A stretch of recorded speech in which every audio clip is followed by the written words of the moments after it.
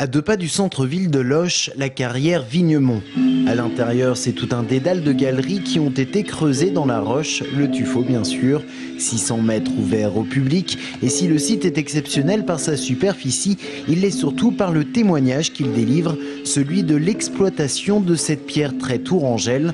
Des gallo-romains qui l'ont extrait horizontalement à ciel ouvert au XXe siècle, en passant par le haut Moyen-Âge, époque où débute l'extraction verticale en carrière. Où est-ce qu'on est ici ? Ici, on est au chantier du 19e siècle.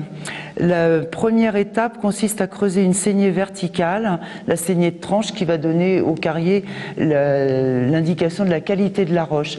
Si cette qualité lui convient, il va ensuite creuser 3 autres saignées. Il réalise autour du banc un prédécoupage. Donc on voit ici la présentation de ces 4 saignées.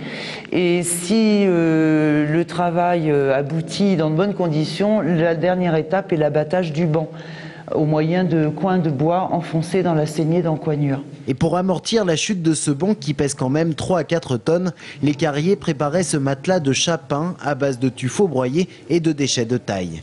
Les blocs de tuffeau étaient ensuite taillés en fonction des gabarits de l'époque, puis sortis de la carrière en charrette ou par des puits d'extraction. Alors ce puits, c'est à l'origine un puits de prospection que les carriers creusaient à partir du sommet du plateau comme un carottage pour contrôler, pour repérer les couches de tuffeau intéressantes. Ils pouvaient aussi commencer une carrière à partir de ce puits.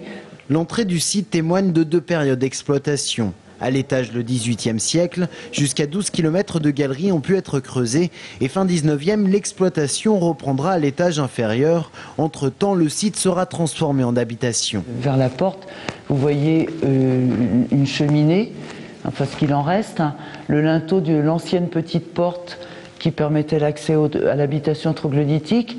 La façade elle-même qui a été construite pour fermer la bouche de carrière. Formé il y a 90 millions d'années par le dépôt de sédiments marins notamment, le tuffeau sera largement exploité. Les gallo-romains l'ont extrait à flanc de coteau, expliquant le caractère accidenté de certains coins de Touraine. À Loches, l'exploitation s'arrêtera dans les années 50. Le site sera ensuite transformé en champignonnière avant de devenir touristique. Si vous souhaitez le visiter, n'oubliez pas la petite laine car à l'intérieur, la température n'excède pas les 13 degrés.